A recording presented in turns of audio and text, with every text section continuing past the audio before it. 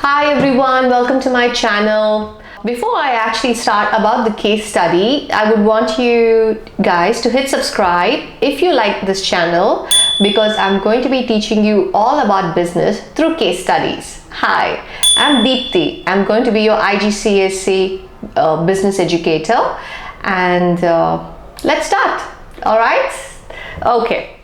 Today we are going to start about a case study that's all about being an entrepreneur and what are the characteristics of being an entrepreneur and what is it that you need to do while being an entrepreneur and why do you need a business plan. And all of this has come across through a case study. Let's name that case study as Sabrina. All right. Now let me walk you through the case study first. Sabrina was bored with her job in her clothing factory. Her main passion was fashion, and she always had been good at selling since helping her father on his market stall. She encouraged her parents and some friends to invest in her idea for opening a shop selling good quality women's clothes. Sabrina, as the entrepreneur behind the idea, was prepared to risk her own savings too. She had some exciting ideas for the shop layout and presentation of clothes. Define entrepreneur. Outline 2 characteristics that Sabrina seems to have that might lead to the success of her business. Explain 2 advantages to Sabrina of keeping her business small. I think I should draw up a business plan before I start, said Sabrina to a friend. I think it would be best if you set the business up now. You don't need the plan as the shop will be so small, said her friend. Which view do you agree with? And justify your answer. So, in this particular case study, you are going to be the entrepreneur. You are Sabrina. So you would be imagining yourself as Sabrina, and you would be understanding all of the characteristics and trying to meditate upon them and try to make sure and put your place in the self of Sabrina and try and analyze how would you take things forward. In business, one of the greatest things that's going to help you is practicality. No matter how much you learn through concepts, putting yourself in that situation and analyzing and knowing exactly what should be the next step that has to be taken is what makes business very, very interesting and at the same time super beneficial. So let's start. First, define entrepreneur. So what's an entrepreneur?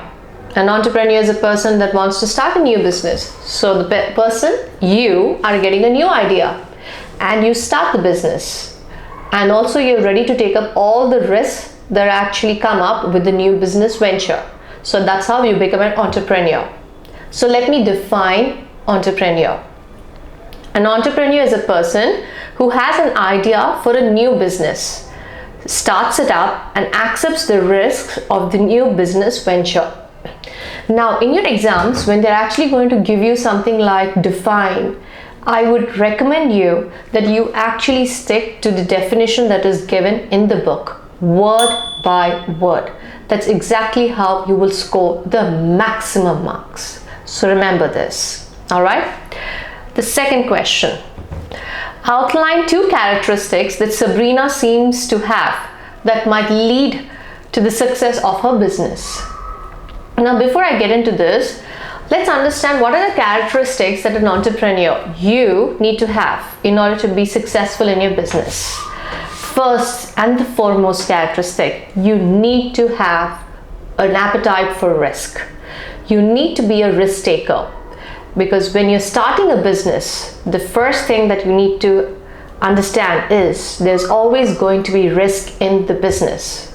You put in your personal savings into the business. The business is a success. Great, amazing, congratulations, you've made it. But if it's not a success, there's a high probability, every chance that you will lose all the money in the business.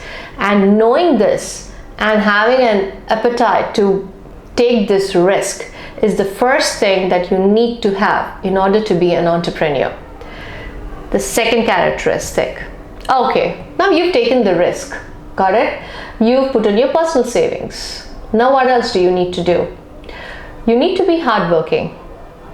Now, when you're working in a business and you're putting in money, often, most times, if it's a small business like Sabrina's, you wouldn't hire somebody immediately, right?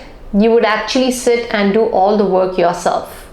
So you need to make sure that you're dedicated enough to put in those long hours and also cut short your holidays so that you can actually meet the demands of the business and also the demands of the customers.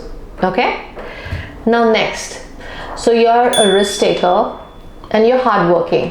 What's the other thing that you want? Independence. As I said, you might employ somebody or you might not employ anybody. That means you would be working independently, right? Which means that you'll have to do a lot of work all by yourself. There would be a humongous amount of work that you would be working. How will you get by all of this? You need to be highly motivated. So that is why it's very, very important that you're independent. And in order to be independent, there are two characteristics that you need to have. You need to be highly motivated and you need to make sure that you can cope up doing all the work all by yourself. Next, now you have all of this with you. What else do you require to be a successful entrepreneur? Let's think. Business. What is that one thing that every business has? Setbacks. And you have to overcome these setbacks. And how can you overcome these setbacks? You get a setback, there's some kind of a small failure that happens in this business. You stress out, you panic. Do you think that's going to work? No. You maintain your cool or maybe you panic. But at the same time, you have to have a positive outlook. You have to be optimistic. And that's the next quality that an entrepreneur needs to have, being optimistic. Now you have all these characteristics that I've mentioned in you. What else do you need? You need to, you know that there are so many businesses coming up every single day in every part of the world, right? How would you stand out from the competition? How? First thing, you need to make sure that you are innovative. Not just in the way you bring in new ideas, but also the way you're implementing them. So when you're bringing in new ideas constantly and implementing them in very, very creative ways, what happens? You are going to stand out from the competition. All right, so that is also a check. So you're a risk taker, check. You are hardworking, check. You are optimistic, check. You're innovative, check. You're independent, check. What else do you need? You need to be self-confident, and the most important thing, you have to be an effective communicator. Everything depends on these two qualities. Why? Business is all about convincing people. First, you need to convince yourself that the product that you're choosing is a good one. Then you have to convince your investors. Then you have to convince your customers. Then, you also have to convince your suppliers. Remember, they are the most important ones. You have to convince them to give them at good discounts. And then you have to convince what? Who else? Government agencies. Sometimes they can actually have certain amount of rules and regulations that could come in between your business. So you also have to go and meet government agencies and convince them about your business. So what is it that you're doing all the while? Convincing. So communicate. And how will you communicate effectively? You need to be confident. If you're not confident, how are you going to instill confidence in the other person? For example, you make a nice business plan and you go to the bank manager and you show him the business plan, and the bank manager starts asking you questions, and that is where you start fretting. You're like, oh my God, and then you stress. Do you think the bank manager is going to be convinced? Do you think that he's going to be like, oh, such a beautiful business plan, let's give him the loan? No, it is the way you communicate with confidence that's going to make you achieve or get that loan. So that is why you need to make sure that you're confident, check, and an effective communicator, check. Got it? So these are the characteristics that you, future entrepreneurs, must have in you if you want to be a successful entrepreneur and run a successful business. Understood? Now let's go to Sabrina. What does Sabrina have that's going to make her successful? She's a risk taker. Listen to the case study. She's ready and she's prepared to put all her savings into a business. Agreed? So that means she's a risk taker. And without risk, there is no way that you can start a business. Forget being successful in the business. So she has that particular characteristic that could actually lead her to the success of her business. Second quality. Now we've actually understood from the case study that Sabrina has been working with her father in the market stall. Agreed? And she's been helping her father and she's good at selling. So what does this mean? She has experience in selling. That means she knows two very important things: how to deal with the customers and how to convince them. And these characteristics, this experience in selling, this particular characteristic will lead her to success in her business. Got it? Next, Sabrina is excited. She has new ideas on how to present her clothes and new ideas on how on the shop layout, right? Which means that she's innovative too. She's not only bringing a new idea, she's also implementing her ideas in a very innovative way. Again, check. This particular characteristic of being innovative of Sabrina will lead her to success in the business. Now, Sabrina is a risk taker. Sabrina has experience in selling. Sabrina is innovative. What else is Sabrina? And one of the most important things, she has a passion for fashion. What she's doing perfectly aligns with her personal interests. How does this help? Business is not a bed of roses. You're going to have very difficult times, challenging times. Even during challenging times, Sabrina would be highly motivated. Why? Because she loves fashion. And this will definitely lead to success in her business. So these are the 4 characteristics that Sabrina has that will lead her to success in her business. Now the question says outline 2 characteristics, but I've given you 4 because I just wanted to help you guys and so that you guys can actually understand much more clearly. Now let's go to the third one. Wait, first let me walk you through the model answer, okay? Outline 2 characteristics that Sabrina seems to have that might lead to the success of her business. Risk taker. Sabrina was prepared to risk her own savings to start her business. Without this characteristic, no business can start or succeed. Experience in selling. Sabrina worked with her father in the market stall and was good at selling. This means that she has the experience to deal with customers and convince them too. This characteristic might lead her to success in her business. Passion for fashion. Sabrina loves fashion. It aligns perfectly well with her personal interests. So even during challenging times, Sabrina would still be highly motivated. This inherent passion might lead her to gain success in her business. Innovative. Sabrina already has exciting ideas about the shop layout and how to present her clothes. This means Sabrina is innovative in not just bringing in new ideas, but implementing them in a very creative way. This would help Sabrina's business to stand out from the competition, and this might lead Sabrina to succeed in her business. The next question they actually talk about explaining 2 advantages to Sabrina of keeping a business small. Well, let's say you're an entrepreneur, you started your business small. Now I'm going to tell you why should you keep your business small in the initial stages. Later on, grow as much as you want. Make it larger than life, as they say. But initially, I'm going to tell you exactly the advantages why your business has to be small. So you are Sabrina for me now. So Sabrina, listen up. What are the advantages of keeping your business small? First, you will have close personal and stronger relations with all your customers. You will actually build a nice personal rapport with your customers. How can you do this? You do it by talking to your customers personally. You do it by taking their feedback, by giving them your feedback, or knowing about their preferences inside out. All of these things, they actually help you to build a personal rapport with the customers. Now, what happens when you build this personal rapport with the customers? They feel special, they feel valued, they would want to come back to you, and this creates customer loyalty. Got it? Let's now understand one more thing. Now, why should you keep your business small? First, I've told you that you're going to have a good personal rapport with your customers.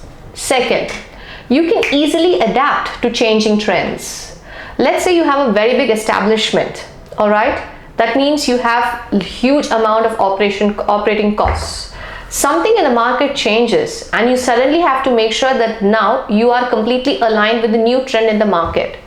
Imagine the amount of cost that you have to go through, the amount of expenditure that you need in order to make sure that you change your entire establishment to suit to that particular trend. Wouldn't that be a loss for you? And that is why small businesses, they are usually small. The scale is actually their advantage, because when they are small in scale, they can easily adapt to the changing trends. That's the second one.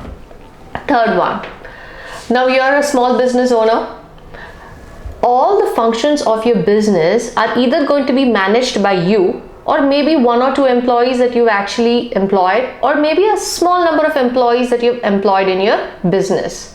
But at the end of the day, you're going to monitor every single thing carefully.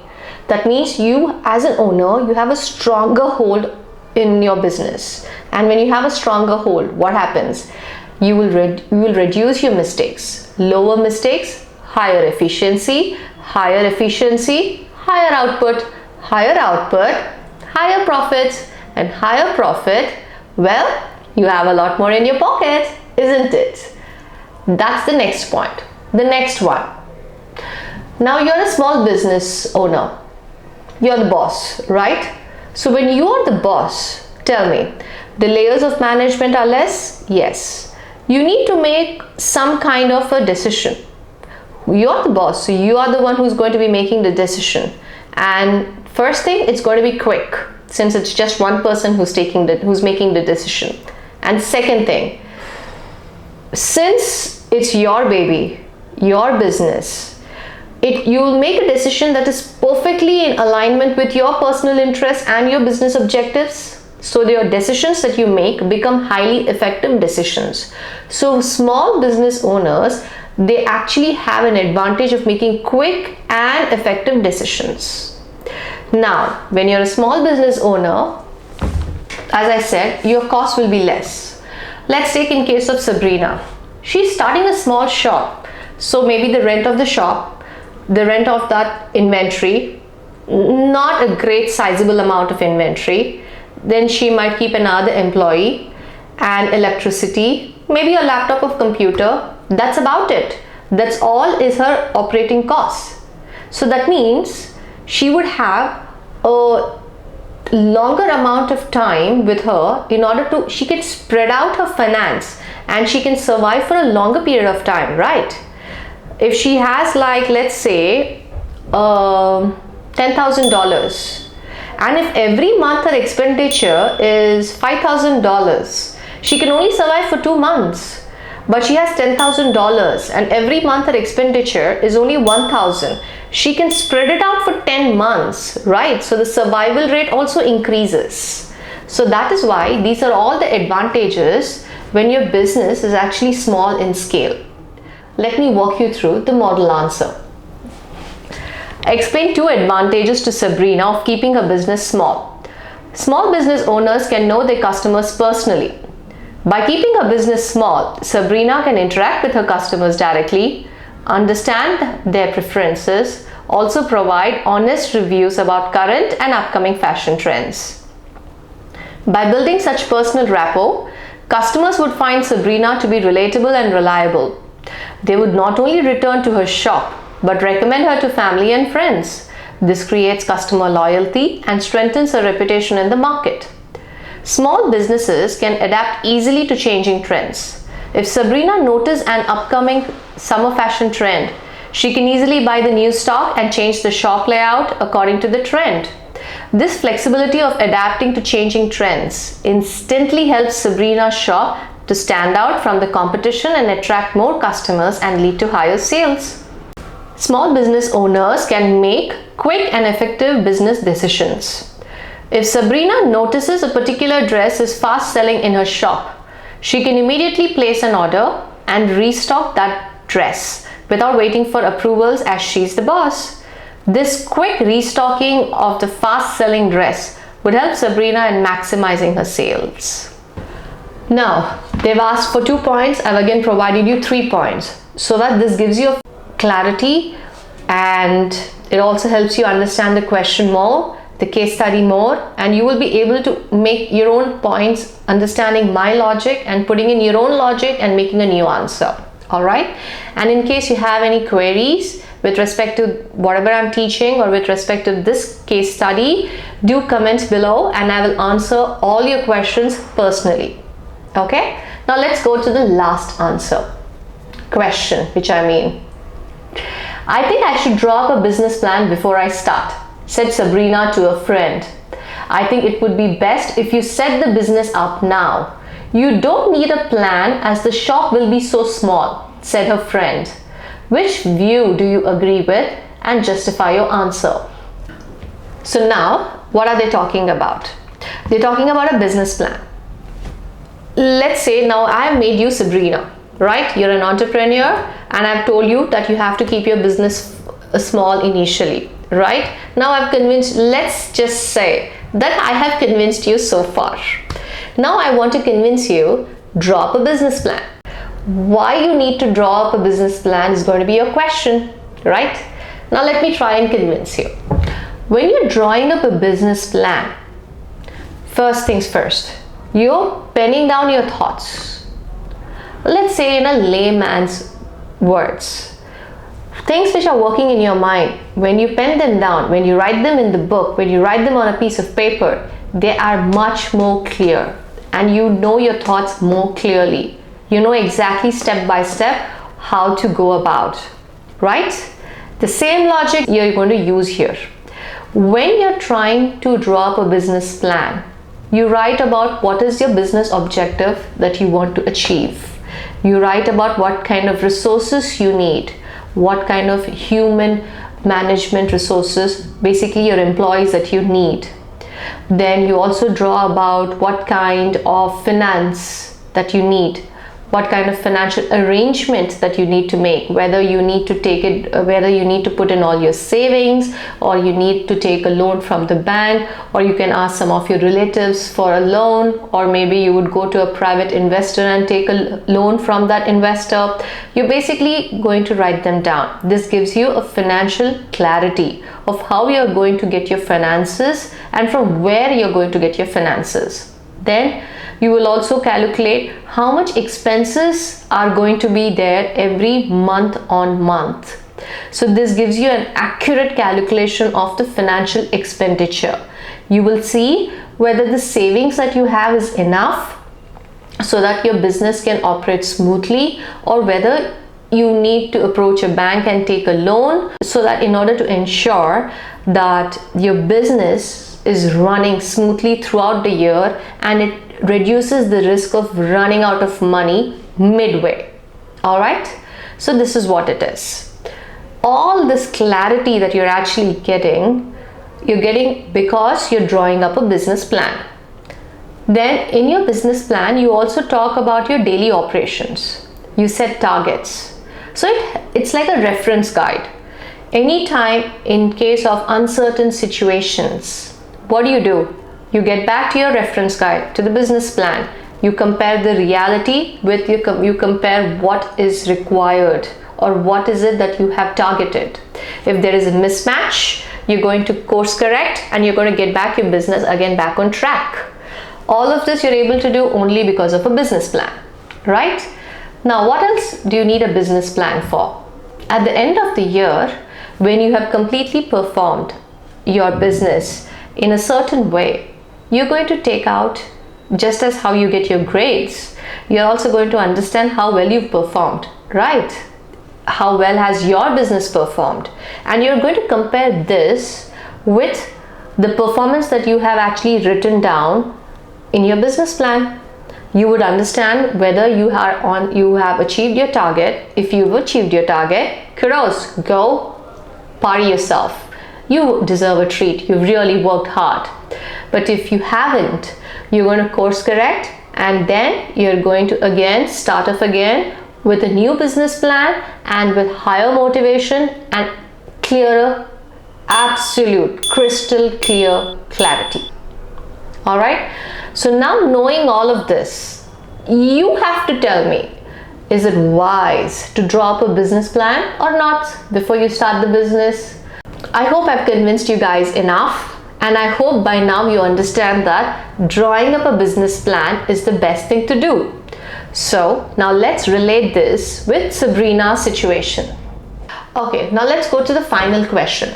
The final question says that Sabrina wants to draw up a business plan, and her friend says that you have a small shop, there's no need to draw up a business plan. Now, which view do you actually agree with, and what do you justify your answer? Now, this is an again 8 marks question. So the first point should be your view supporting why Sabrina must draw up a business plan. Your second point must be no, why Sabrina should not draw up a business plan. And your last point should be a very strong conclusion. As I said, get new points into the conclusion. Don't reiterate, don't repeat the points that you repeated in the first 2 paragraphs. All right. So let's say now why Sabrina must develop a business plan. Yes, I agree that Sabrina must develop a business plan, because when Sabrina develops a business plan, she actually gets to know all her monthly expenditures month by month over a year. So she has absolute financial clarity of her financial expenditure. So now looking at that accurate figure, Sabrina would be able to understand whether this money that she has with her, the capital, is it sufficient for running smoothly the entire year, or maybe she needs to go to a bank and she might have to take a loan from the bank. This gives her absolute financial clarity of how the business is going to operate. No hiccups on the way. So what does this happen? This gives her financial security, long-term survival, and also long-term growth. This is what I feel is recommended by me. All right. Now let's say no. Why are you negating it? I feel that Sabrina should not draw up a business plan, because drawing up a business plan is time consuming, and it could lead to Sabrina opening her shop. There could be a delay in her opening up her shop. So what happens? She's going to miss out on early sales. She's also going to get delayed while attracting customers and creating a good customer base. And this would further delay in her building her brand awareness in the market. So that is why I feel that she should not draw up a business plan. Now this is how I have agreed and I have disagreed. Now let's come to the conclusion. What did I tell you about conclusion? Make sure that your conclusion has new points, especially when it's 8 marks. Your conclusion has to be new. Don't reiterate or don't repeat the points that you've already mentioned above. So I would ask you to approach it in this way. Let's say I agree that Sabrina must develop a business plan, because a business plan, it gives her a long-term perspective of the financials and absolute clarity of where she stands in terms of financials, and also it reduces the risk of running out of business midway. However, a business plan also serves as a reference guide to Sabrina. During difficult times, she can open up her business plan and she can compare her day-to-day activities. And she can see if she's at par with the set target. And if she's not at par with the set target, maybe she has an idea like she needs to run a sale, which would be advantageous for her. And looking at the business plan could confirm that idea. And she could take that very quick and effective decision during that particular uncertain time, which would prove to be advantageous and could lead to success to her business, right? So that is why drawing up a business plan for Sabrina is greatly advantageous because it provides financial security, it improves the daily efficiency, it also checks, she also will be able to check progress, and at the end of the day, she's basically reducing the risk profile of her business and increasing her chances of surviving and succeeding in the business multiple times. So this is the way I would want you to conclude the answer. Now I'm going to run you through the model answer that I have prepared for you. Yes, Sabrina should draw up a business plan before she starts, as she would have a clear understanding of the monthly expenses over the year: rent, stock, promotion, electricity, etc. The financial calculation gives Sabrina absolute clarity if her investment is sufficient to operate the business smoothly throughout the year, or if she needs to take a loan from the bank. This provides financial security and results in long-term survival and success of her business.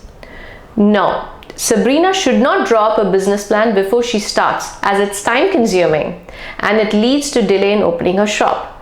This results in missing out on early sales, leading to delay in establishing a customer base, and eventually delay in building brand awareness in the market. I agree that Sabrina should draw up a business plan before she starts, because a business plan not only gives absolute clarity of the long-term financial perspective, but also serves as a roadmap on how to operate the business on a daily basis. So, during uncertain times, the business plan would help Sabrina in making quick and effective decisions. Example, to run a sale or not.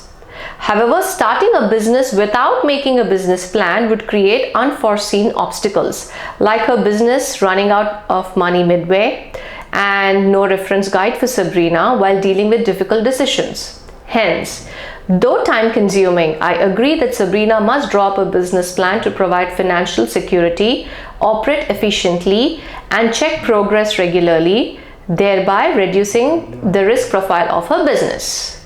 And this is exactly how you conclude your answer.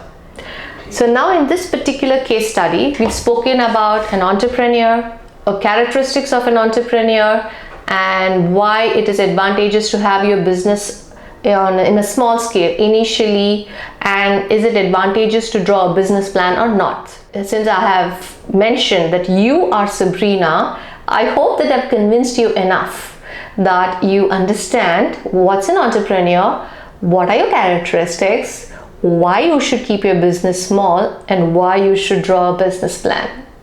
And I hope I've had enough skill in convincing you today. So thank you so much for your time. If you like the way that I've taught you this subject, do hit subscribe and let's learn together as always. Bye bye. Take care.